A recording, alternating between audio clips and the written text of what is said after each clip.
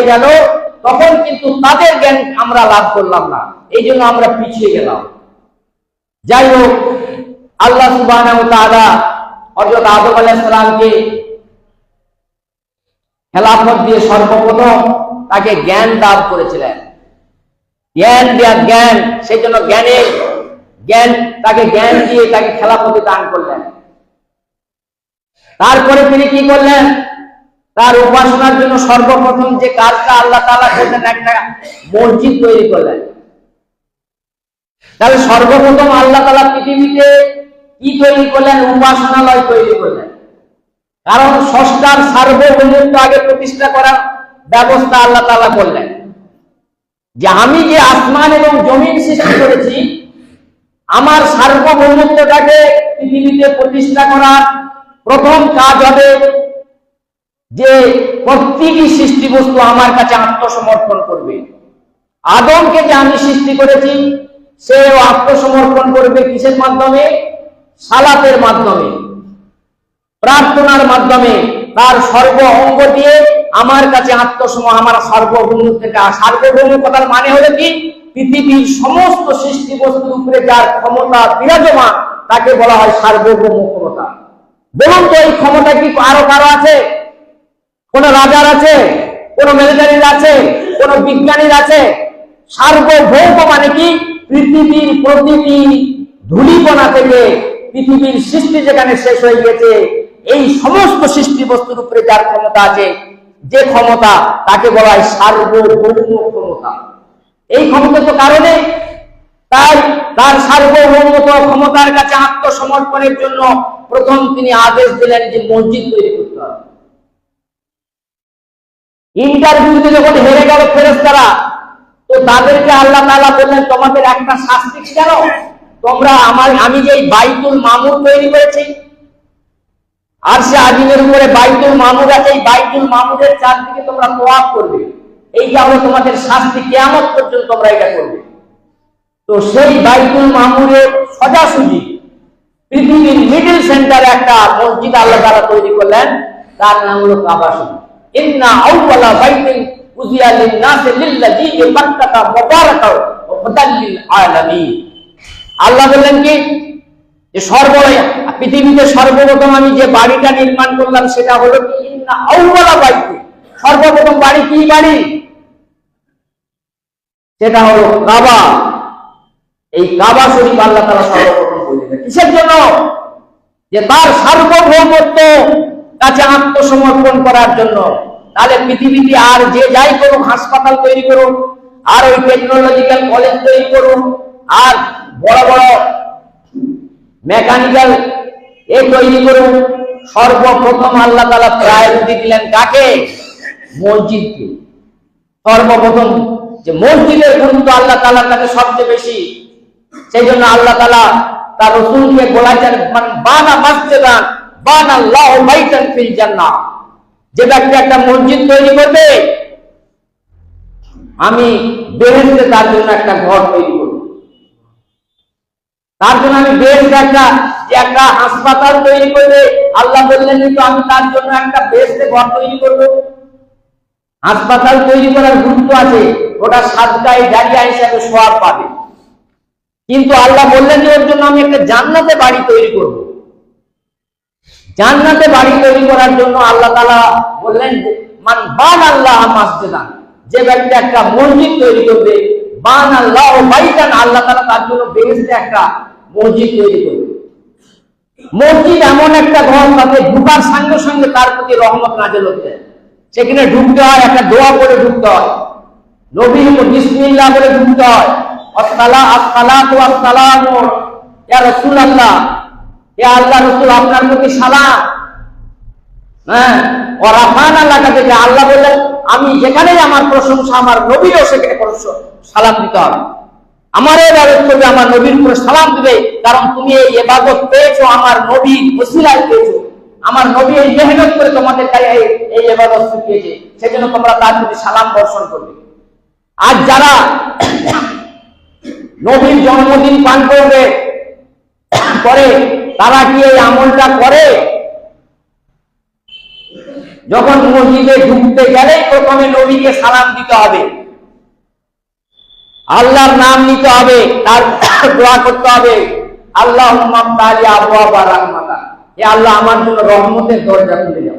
আমি এতক্ষণ দুনিয়াতে ছিলাম, দুনিয়ার কাজ কারবারের মধ্যে ব্যস্ত ছিলাম, জালিয়াতি কাজ কারবারের মধ্যে ব্যস্ত ছিলাম, কিংবা ন্যায় কাজ কারবারের মধ্যে ব্যস্ত ছিলাম। আল্লাহ, এখন আমি দুনিয়া থেকে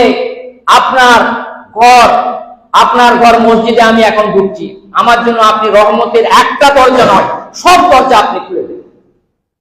আমার শরীর ভালো নয়, আমার শরীরকে সুস্থ হওয়ার আপনি ব্যবস্থা করে দিন।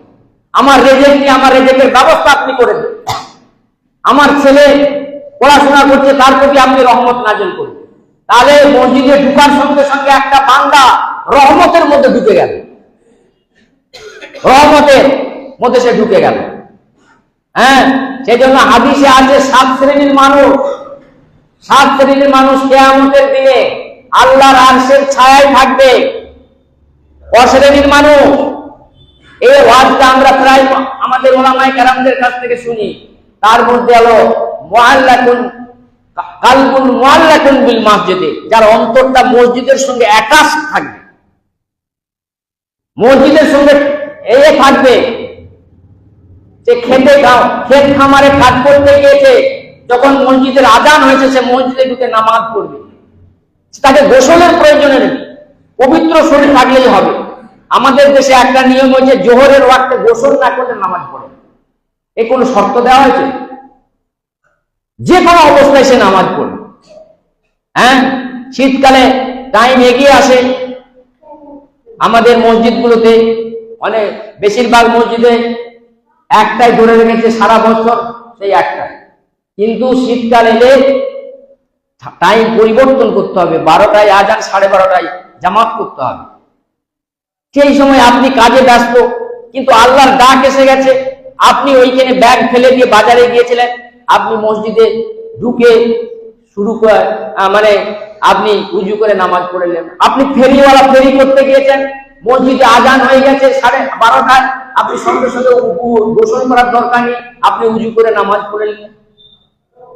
এত সহজ করা আছে। আর দিন ও ইউসরিন, দিনকে খুব সহজ করা হয়েছে, আমরা কঠিন করে বলেছি দিনকে। আল্লাহ নবী সাল্লাল্লাহু আলাইহি সাল্লাম সেই জন্য বললেন, যার অন্তরটা মসজিদের সঙ্গে আটক থাকবে। ওই ফেরিওয়ালা ফেরি করতে গিয়েছিল, আর মসজিদে যখন আজান হবে আমি নামাজ পড়বো, মসজিদের সঙ্গে তার দিলটা লেগে আছে। আল্লাহ বললেন, ওকে আমি আরশের ছায়া স্থান দেব। আমার আরশ, যেদিন সূর্য মাথার উপরে চলে আসবে, সেই দিন আমি আমার আরশের মেহমান করবো, ওকে আরশের ছায়ার মেহমান। হ্যাঁ, চাঁদুয়া টাঙিয়ে দেবো ওদের জন্য। তাহলে মসজিদের সঙ্গে যার অন্তর লইটা থাকবে, যে ব্যক্তি নামাজ পড়ার জন্য ঘর থেকে উজু করে মসজিদের দিকে আসবে, তার প্রতিটি কদমে এক একটা সওয়াব দেওয়া হবে এবং এক একটা গুনাহ মাফ করা হবে। আচ্ছা বলুন তো, পৃথিবীর অন্য কোন, আপনি কলকাতা ইউনিভার্সিটিতে ঢুকলে হবে, অক্সফোর্ড ইউনিভার্সিটিতে ঢুকলে হবে, মেডিকেল কলেজে ঢুকলে হবে, কোন কলেজে ঢুকলে হবে, কিন্তু মসজিদে আসার সাথে সাথে একটা ফালাসাতির সাথে এক একটা গুনাহকার মাফ হতে থাকে, এক একটা নেকি তাল হতে থাকে। আর সে যখন জামাতের অপেক্ষায় থাকে, বলছে ফেরেশতারা তার জন্য দোয়া করতে থাকে। পীর সাহেবরা দোয়া করে না, যাদেরকে আমরা ধর্মগুরু মানি, তারা দোয়া করতে থাকে, ফেরেশতারা দোয়া করতে থাকে। সে নামাজের অপেক্ষায় আছে, এই জামাত একটু পরে হবে, 5 মিনিট আগে এখনো বসে আছে সে। আল্লাহর ফেরেশতারা তার জন্য আল্লাহুম্মা রহমহু, হে আল্লাহ তুমি এর উপরে রহম করো, আগফির লাহু, আর তার গুনাহকে তুমি মাফ করো। ফেরেশতারা দোয়া করতে থাকে। সেটা কোথায় গেলে হয়? মসজিদে গেলে। মসজিদে জামাতের জন্য অপেক্ষা করতে হলে আল্লাহ তাআলার নবীর সাহাবীরা বললেন, ইয়া রাসূলুল্লাহ, আযযান তারা হবে, আমাদেরকে আপনি সন্ন্যাস হওয়ার অনুমতি দেন, সন্ন্যাস হওয়ার অনুমতি দেন, আমাদেরকে ভ্রমণ করার অনুমতি দেন। আল্লাহ নবী বললেন, না, তোমরা যখন আমার উম্মতের সন্ন্যাস হলো মসজিদে নামাজের জন্য অপেক্ষা করা। কি আশ্চর্য, কি কর্মময়ী জীবন রাসূলুল্লাহকে দিয়েছেন। ইন্না লাকা ফিন নাহারি সাবহান কবিলা। আমি আপনাকে একটা কর্মবহুল জীবন আপনি আমাকে দিয়েছেন, সকাল থেকে সন্ধ্যা আপনি বিধবাদের স্টাইপেন্ডের ব্যবস্থা করেন। আর বিধবা ভাতা কে দিয়েছিল? রাসূলুল্লাহ সাল্লাল্লাহু আলাইহি ওয়াসাল্লাম। বেকারদের ভাতা কে দিয়েছিল? রাসূলুল্লাহ সাল্লাল্লাহু আলাইহি ওয়াসাল্লাম। হ্যাঁ, নিরন্তর মুখে কে আহার তুলে দিত? আমার নবী জনাবে মুহাম্মদ রাসূলুল্লাহ। ইন্না লাকা ফিন নাহারি সাবহান কবিলা। আপনার প্রতিদিন অনেক লম্বা কাজ আপনার রয়েছে, আপনার লম্বা কাজ, আপনি দাওয়াতের কাজ আপনাকে করতে হয়, মানুষকে গিয়ে আল্লাহর দিকে আপনি ডাকতে হয় আপনাকে।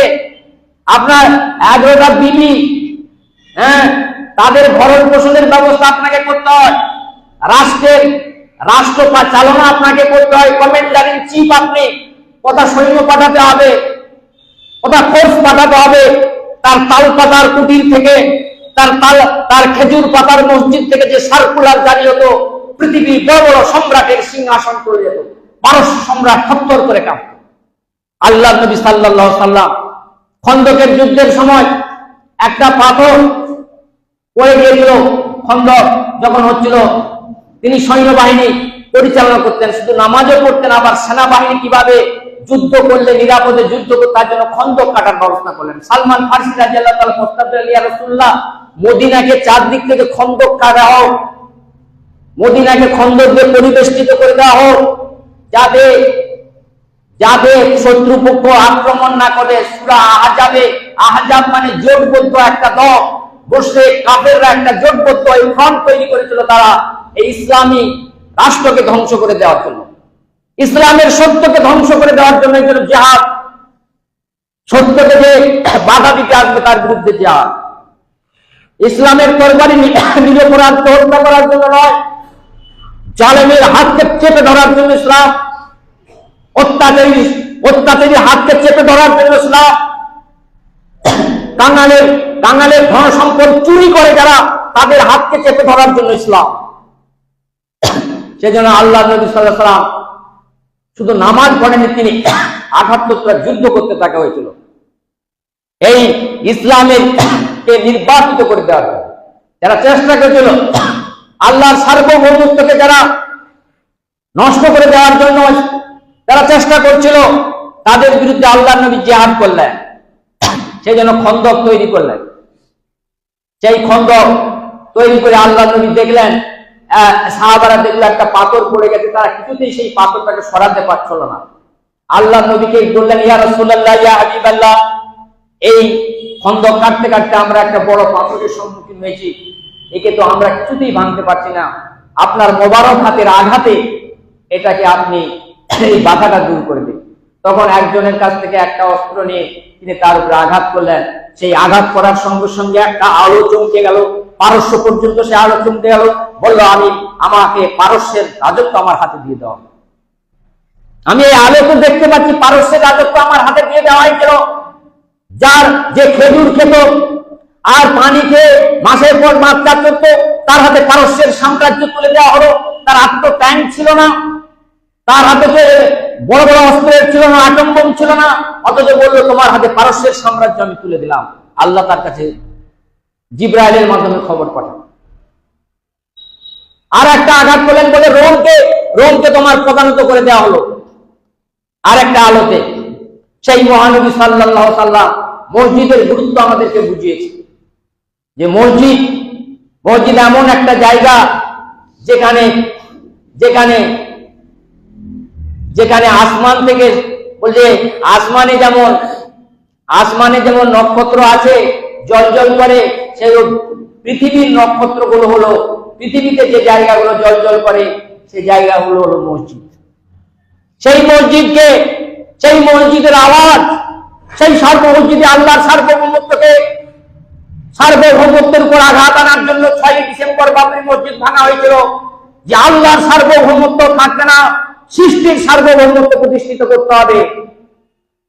সৃষ্টি বস্তু হলো যার জন্ম আছে, যার মৃত্যু আছে, যার ব্যথা আছে, যার বেদনা আছে, যার অসুখ হয়, সামান্য অসুখে যে পেরেশান হয়, সেই সৃষ্টি বস্তুর প্রাধান্যকে প্রতিষ্ঠা করার জন্য। আর স্রষ্টার সার্বভৌমত্বকে শুধু বাবরি মসজিদ ভাঙা হয়নি, স্রষ্টার সার্বভৌমত্বের উপর আঘাত এসেছে। আপনারা জানেন যে যে লোকটা প্রথম আঘাত এনেছিল সে পাগলের মতো হয়ে গিয়েছিল। তারপর আল্লাহ তাআলা তার হযরত ওমর ফারুক একদিন হযরত রাসূলুল্লাহকে কাটতে গিয়েছিল, তলবারি দিয়ে ঘর থেকে বেরিয়েছিল। যখন কোরআনের আয়াত তার হাতে পৌঁছালো, থরথর করতে লাগলো। তখন ওমর রাদিয়াল্লাহু তাআলা রাসূলুল্লাহর কাছে, হে ওমর কি খবর বলে কাপড়টাকে টেনে ধরলো, বলে না যুদ্ধ শেষ হয়ে গিয়েছে, আজ আত্মসমর্পণ করতেছে। যে কাটতে এসে গিয়েছিল এটাই ইসলাম। ইসলামের উপরে অনেক তরবারির আঘাত এসেছে, কিন্তু ইসলাম কত পরাজিত হয়নি, ইসলাম সবসময় বিজয়ের বেশে গিয়েছে। কত নমরুদ, কত ফেরাউন, কত আব্রাহ ইসলামের উপর আঘাত এনেছে, কিন্তু ইসলাম কোথাও দমিত হয়নি। তাই 30-33 বছর আগে বাবরি মসজিদের উপরে আঘাত এসেছিল, সেই বাবরি মসজিদ যেন একটা পুনরায় জাগরিত হলো বাংলার আকাশ থেকে, বাংলার জমিন থেকে। আশ্চর্য আশ্চর্য, আল্লাহ তাআলা কাকে দেখে কাজ করান। 30 বছর ধরে একটা আওয়াজ কেউ তুলতে পারছিল না, বাবরি মসজিদের নামে ভয় কম্পিত ছিল। আল্লাহ তাআলা একটা সামান্য আদনা একটা মানুষকে দিয়ে আওয়াজ তুলে নেন যে আমি বাবরি মসজিদ প্রতিষ্ঠা করব। এই ক্ষমতা কে দিল তাকে, এ শক্তি কে দিল? আল্লাহ তাআলা তাকে দান করেছিল। এ আল্লাহ তাআলারই দান। তাই সেই দানের হক যারা মানবে না, দানকে যারা ঠুকরাতে থাকবে, বলবে যারা বেনামাজিরা বেশি না ইটলিয়ে যাচ্ছে, দাঁড়িয়ে নাই সেই ইটলিয়ে যাচ্ছে। এইভাবে আল্লাহর জমিনে আল্লাহর মসজিদ তৈরি করার জন্য যে উদ্যোগ নেওয়া হয়েছে, তাকে যারা ঠুকরে দেবে, আল্লাহ তাআলা তাদেরকে ঠুকরে দেবেন, তাদেরকে পরাজিত করবেন, তাদের কণ্ঠকে চেপে ধরবেন আল্লাহ তাআলা। সেজন্য সাবধান, আল্লাহর ঘর যেখানে নির্মিত হচ্ছে, আমি কিছু না পারি তাকে নানা রকম ধান্দাবাজি, রাজনীতি নানা রকম করে তাকে উৎসাহিত করা এবং তাকে নিরুৎসাহ করার প্রচেষ্টা, এটা আর যাই হোক, এটা ইসলামের আওয়াজকে বন্ধ করে দেওয়ার একটা প্রচেষ্টা। সেজন্য সে মৌলভী হোক আর সে মৌলানা হোক, সে পীর সাহেব হোক, সাবধান হয়ে যা। আমরা অবস্থা এইভাবে কাবাকে ভাঙতে এসেছিল, সেই রূপ আজকে বাবরি মসজিদ প্রতিষ্ঠার আওয়াজকে যারা থমকে দিতে চায়, নানা রকম সমালোচনা করে, তারা যেন থেমে যায়, না হলে তাদের এই দুনিয়াতেই তাদের শাস্তি আল্লাহ তাআলা দিয়ে দিতে পারে। খুব সাবধান, খুব সাবধান আমরা হয়ে যাই। আল্লাহ তাআলা একটা কত বড় আল্লাহ তাআলা একটা সুযোগ মুসলমানদের সামনে করে দিয়েছেন। এমনকি সুপ্রিম কোর্টের আর হাইকোর্টের বিচারপতিকে তোমরা বলো তো যে আমার বাবরি মসজিদ ভাঙা হয়েছিল, আর একটা সেখানে আবাবিল পাখির ঝাঁক, যখন কাওয়াঘর আবাবিল পাখির ঝাঁকটাকে পাঠিয়েছিলাম, আমিও বাংলার প্রান্ত থেকে আবাবিলদেরকে পাঠাবো, মাথায় ইট নিয়ে তারা যাবে, দেখবে দলে দলে তারা যাবে। ওই বাবরি মসজিদ যতদিন তৈরি না হবে, সেখানে লোকের ভিড় আমি রেখে দেবো। এটা আমার রহমত, আমার কুদরত আমি দেখালাম। যেমন পাষণ যারা ভেঙেছিল, তারা আমার নির্মাণকে তারা দেখেনি। এই নির্মাণ হবে আরো আরো আমার গৌরব, আমার মহিমা আরো আমার গৌরব আর মহিমাকে তারা প্রতিষ্ঠিত করতে চায়। তাই আল্লাহ তাআলা, তাই মসজিদের ইতিহাস আমাদেরকে জানতে হবে, যে মসজিদের গুরুত্ব জানতে হবে। আজ আমাদের উপরে যত আঘাত এসছে, মসজিদকে আজ আমরা অবহেলা করার জন্য, মসজিদের আবাদ না করার জন্য, মসজিদকে আবাদ করতে হবে। এই মসজিদগুলো একদিন আমাদেরকে জান্নাতে নিয়ে যাবে। হ্যাঁ, ট্রেন যেমন করে হাওড়া স্টেশনে আমাদেরকে পৌঁছে দেয় তার বগিতে করে, ঠিক সেই রূপ মসজিদগুলো হবে আমাদের বগি। এই বগি একদিন আমাদেরকে, যারা এই মুসল্লি হবে, নামাজকে আবাদ করবে, এই মসজিদের জন্য দান করবে, আল্লাহ তাআলা তার এই মসজিদের বগিতে করে আমাদেরকে বেহেশতে পৌঁছে দেবে। আমরা কি সেই বগি তৈরি করতে চাই? আমরা কি সেই মসজিদগুলোকে আবাদ করতে চাই? আমাদেরকে আমাদের জান দিয়ে, আমাদের শ্রম দিয়ে, আমাদের অলসতাকে দূর করে দিয়ে এই মসজিদগুলোকে আবাদ করতে হবে। আল্লাহর মহিমাকে ঘোষণা দিতে হবে যে আল্লাহু আকবার, আল্লাহ হলো বড়। এই সমস্ত আল্লাহর সার্বভৌমত্বের ভাব ঘোষণা প্রতিদিন মসজিদ থেকে দেওয়া হচ্ছে যে প্রধানমন্ত্রী তুমি বড় নয়, সাবধান, তোমার পেটে পায়খানাতে ভর্তি, তুমি নিজেকে বড় বড় করবে না। রাষ্ট্রপতি তুমি বড় নও, পঞ্চায়েত তুমি বড় নও। এই মুয়াজ্জিন সাহেব, আপনি কানের ভিতরে আঙুল দিয়ে বলো আল্লাহু আকবার, তোমরা সব মিথ্যা কথা বলছো, বড়াই দাবি করছো, আমি হলাম আসল, আমি বড়, কত হিটলার, কত নমরুদ, কত ফেরাউনকে আমি নাবুদ করে দিয়েছি পৃথিবীর বুক থেকে। তুমি তুমি আমার বিরুদ্ধে কোনো কথা তুলবে না, আমার মসজিদকে অপমানিত করবে না, তোমাকে লাঞ্ছিত করব, তোমাকে অপমানিত করব। তুমি সেদিন কোন নরসিংহ রাও থেকে আরম্ভ করে যারা মসজিদের বিরোধিতা করেছিল আর তার বিরুদ্ধে কোর্ট স্টেপ নেই, আল্লাহ তাদের নাম এবং নিশানাকে মিটিয়ে দিয়েছেন। সেইভাবে নতুন ভাবে আল্লাহ তাআলা তার কুদরত এবং তার মহিমাকে জাহির করছেন বাংলার মুর্শিদাবাদে, যেখানে বাংলার নবাব তার শেষ স্বাধীন নবাব যেখানে রাজত্ব করেছিল। হ্যাঁ, সেইখান থেকে আবার ইসলামের নতুন আওয়াজ আল্লাহ তাআলা তোলার চেষ্টা করছেন। আমরা সকল তার জন্য সহযোগিতা করি। আল্লাহ তাআলা আমাদের সমস্ত গুনাহকে মাফ করুন। এ আল্লাহ, আমাদেরকে মসজিদ আবাদ করার তুমি তৌফিক দান করো, মসজিদকে হিমায়ত করার তৌফিক দান করো। এ আল্লাহ, তোমার গায়েবী নসরত দ্বারা পৃথিবীতে যত মসজিদ আছে সেই মসজিদগুলোকে আবাদ করার তুমি তৌফিক দান করো। এ আল্লাহ, আমাদের পূর্বপুরুষ যারা দুনিয়া থেকে চলে গেছে, তারা এই মসজিদগুলোকে দান করে গেছে, তাদের জন্য আপনি সওয়াব রেশানি, তাদের জন্য সাদকায়ে জারিয়ার ব্যবস্থা আপনি করে দেন। কিয়ামত পর্যন্ত যাতে এই মসজিদের ওসিলায় তারা সওয়াব পেতে পারে। হে আল্লাহ, অনেকে ভাবে আমরা জলসায় টাকা দিলে আমাদের সওয়াব হবে, অনেকে ভাবে উম্মুকে টাকা দিলে সওয়াব হবে। আল্লাহ, সেটা কি কতটা কি হবে জানি না, কিন্তু মসজিদে যে দান করলে আল্লাহ তাআলা সদকায়ে জারিয়া হবে, এটা একেবারে আপনি আপনার নবীর হাদিস দ্বারা জানিয়ে দিয়েছেন আল্লাহ তাআলা। হে আল্লাহ, আপনি আমাদের মধ্যে আমাদেরকে নিরাপত্তা দান করুন। হে আল্লাহ, আমাদের ওয়াকফ সম্পত্তি আজ বেহাত হয়ে যাচ্ছে, মুনাফিকদের চরিত্রগুলোকে আল্লাহ আপনি আমাদের সামনে ফুটিয়ে তুলুন। হে আল্লাহ, যারা মুনাফিকি করছে আল্লাহ তাদেরকে আপনি পাকড়াও করুন আল্লাহ তাআলা। হে আল্লাহ, আপনি আমাদেরকে আমান শান্তি দান করুন। হে আল্লাহ, আমাদের মুলকে নিরাপত্তা দান করুন। আপনি আপনার মুসলমানদেরকে হেফাজত করুন। হে আল্লাহ, সাহাবায়ে কেরামরা যেভাবে ইসলামের জন্য খিদমত করে গেছে, আল্লাহ সেইভাবে খিদমত করার তৌফিক আপনি আমাদেরকে দান করুন। হে আল্লাহ, আমাদের সমস্ত গুনাহকে আপনি মাফ করুন, আমাদের বলা এবং কোয়াকে আপনি গ্রহণ করুন। বারাকাল্লাহু লানা ওয়া লাকুম ফিল কুরআনিল আযীম ওয়া নাফা'না ওয়া ইয়্যাকুম বিল আয়াতি ওয়াজ যিকরি ইন্নাহু তাআলা যাওয়াদুল কারীমুল মালিকুল বাররুর রাউফুর রহিম।